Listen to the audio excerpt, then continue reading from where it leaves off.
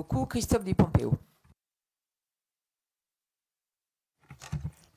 Merci, Madame la Présidente. Il y a des sujets sur lesquels on aime se faire plaisir.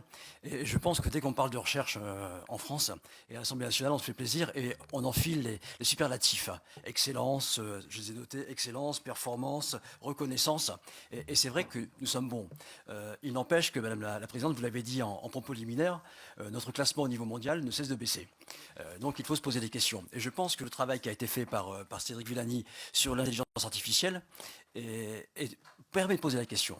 On est là devant un changement de paradigme dans lequel on a des sujets aujourd'hui qui sont multidisciplinaires.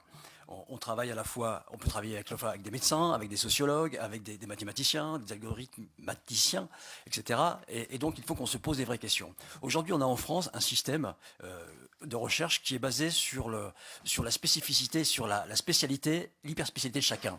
On a le Conseil national des universités qui doit avoir aujourd'hui plus de 100 spécialités et où personne ne travaille avec les autres. Chacun travaille dans son coin. Et on voit bien, les universités qui fonctionnent bien aujourd'hui sont principalement les universités qui ont des collèges. Et les collèges, qu'est-ce que c'est? Ce sont des endroits où tous les chercheurs, quelle que soit leur matière, se rencontrent et discutent.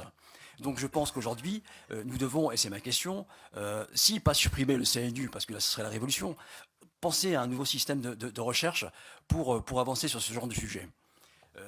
Deuxième question, on parle, vous l'avez dit, qu'il nous faut recruter des cerveaux pour faire de la recherche.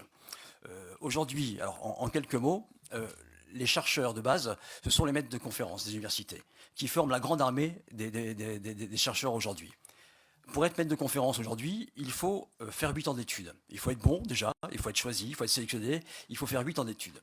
Une fois que vous avez fait vos 8 ans d'études, vous passez ce qu'on appelle la qualification. C'est-à-dire qu'on vous demande d'avoir publié des articles, d'avoir fait de la recherche, d'avoir enseigné, alors que vous n'êtes pas encore professionnel. Une fois que c'est fait, vous êtes qualifié. Et une fois que vous êtes qualifié, j'en termine, une fois que vous êtes qualifié, il faut vous faire recruter. Et tout ça pour un salaire de 1 725 € net par mois. Donc il faut le savoir et il faut se poser les vraies questions. Si on veut des cerveaux, à un moment, il faudra les payer. Merci beaucoup.